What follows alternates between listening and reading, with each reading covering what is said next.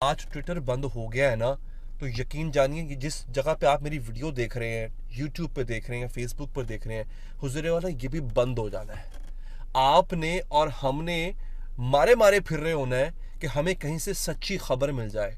America ने पाकिस्तान में हुकूमत बनने से पहले उस पर तबसरा नहीं करने का वादा किया है। तर्जुमान अमरीकी महकमा खारजा मैथ्यू मिलर ने प्रेस ब्रीफिंग में कहा कि किसी भी मुल्क में सियासी इत्तेहाद उस मुल्क का अपना फैसला होता है। बेज़ाब्तिगियों के किसी भी दावे की मुकम्मल तहकीकात देखना चाहते हैं। पाकिस्तान में इजहार राय और ताल्लुक की आज़ादी पर पाबंदियों की रिपोर्ट्स पर तशवीश है।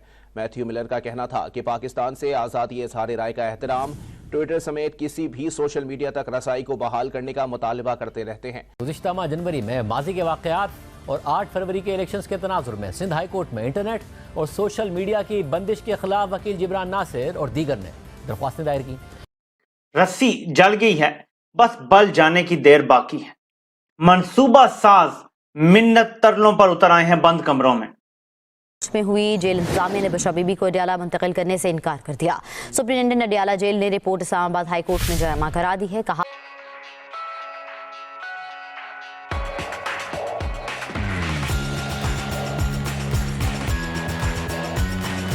हमें कहीं से ऑथेंटिक खबर मिल जाए, कोई हमारी आवाज़ बन जाए। एक बात याद रखिएगा, अगर आप समझते हैं कि मेन स्ट्रीम मीडिया आपकी तर्जुमानी करता है तो ये झूठ है।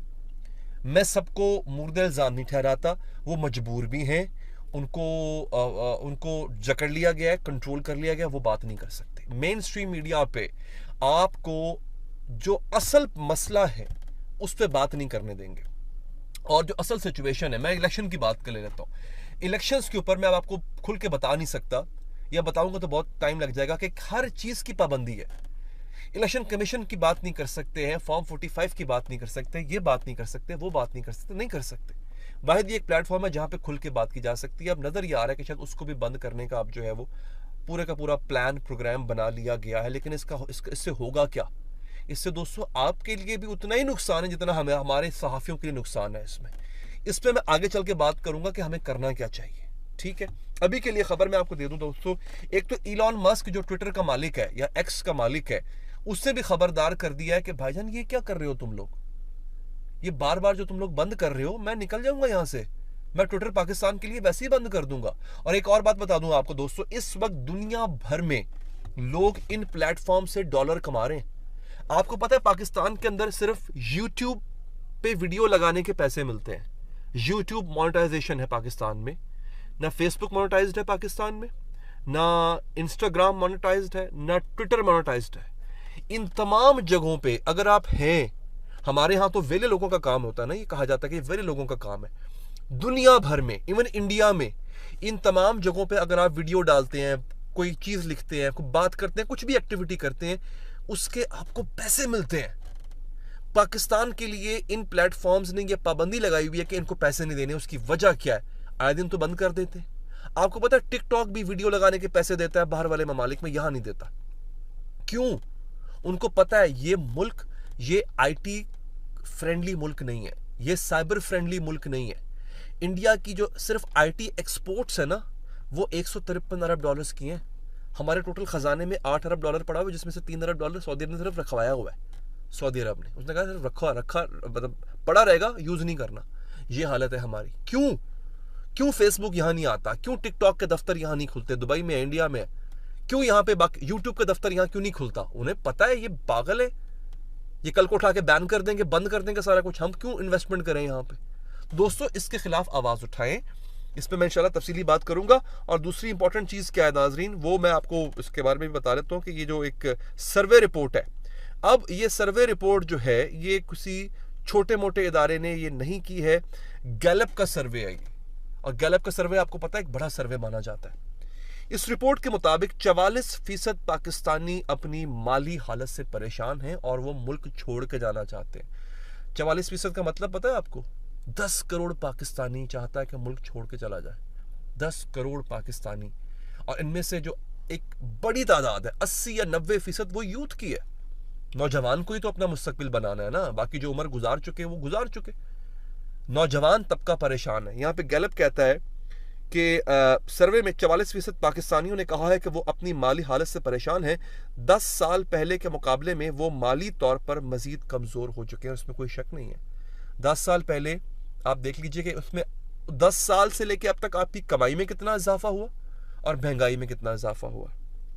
35% पाकिस्तानियों की राय इसके बरक्स है। उनका कहना था कि वो माली तौर पर ज़्यादा मजबूत और खुशहाल हुए हैं। सर्वे में 16% ने 10 साल पहले के मुकाबले में कोई फ़र्क ना आने का बताया और राय दी कि जैसी माली हालत पहले थी अब भी वैसी ही है। अब जो एक बड़ा चंक है वो उन पाकिस्तानियों का जो समझते हैं कि हमारी बस हो गई यार, इनफ, वी आर डन, अब हमसे नहीं हो पाएगा यार, वी आर टोटली कंज्यूम्ड। दोस्तों, इस सूरत हाल में मैं आपको दोबारा कह रहा हूं, हर वो मौका जिससे पाकिस्तानी पैसे कमा सकता था इन्होंने नहीं होने दिया। इस मुल्क के अंदर आज भी लोग ऑनलाइन बिजनेस नहीं कर सकते। मैं थोड़ी सी टेक्निकल टर्म्स को इस्तेमाल करूंगा, बाद में समझा भी दूंगा, आपने भागना नहीं है। For example, third party payment gateway नहीं है यहाँ पे। वो क्या होता है, आपके पास एक प्रोडक्ट है, आप समझ लो कि जी मेरे पास ये घड़ी है जी, मैं घड़ी है, ये घड़ी देख रहे हैं, मैं घड़ी बेचता हूँ, लेट्स से घड़ी मैं चाहता हूं कि मैं ऑनलाइन बेचूं उसको।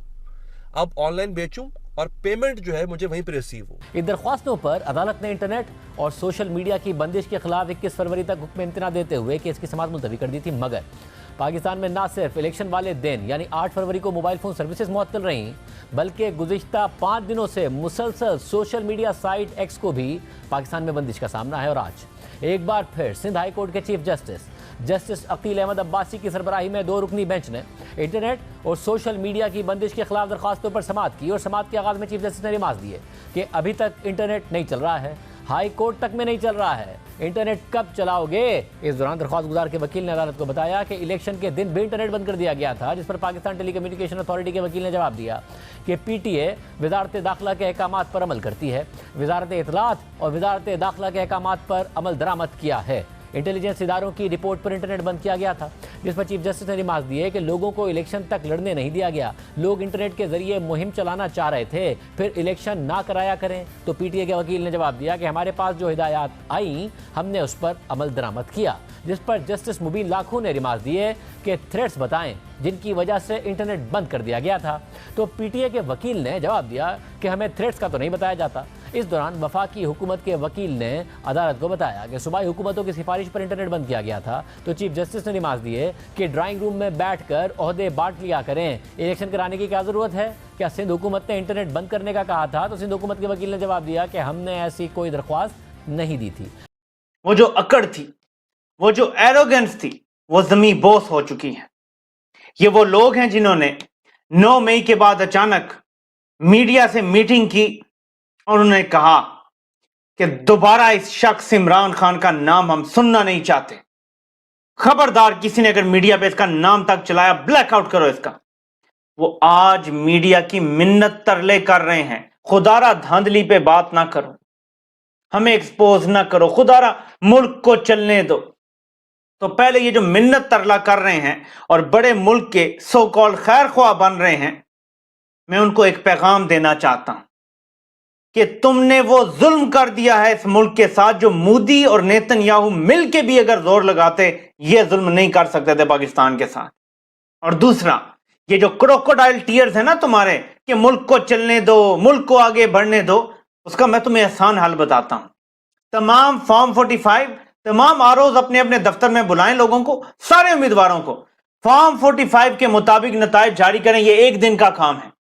इलेक्शन वाले दिन भी तो एक दिन में ये हो जाता है ना, चंद घंटों में हो जाता है। ये एक दिन पूरा ले लो, चंद घंटों का वैसे काम है ये, और पूरे पाकिस्तान में इस्तेहकाम आ जाएगा। असल फॉर्म 45 के मुताबिक नताइज दो, इस्तेहकाम ही इस्तेहकाम।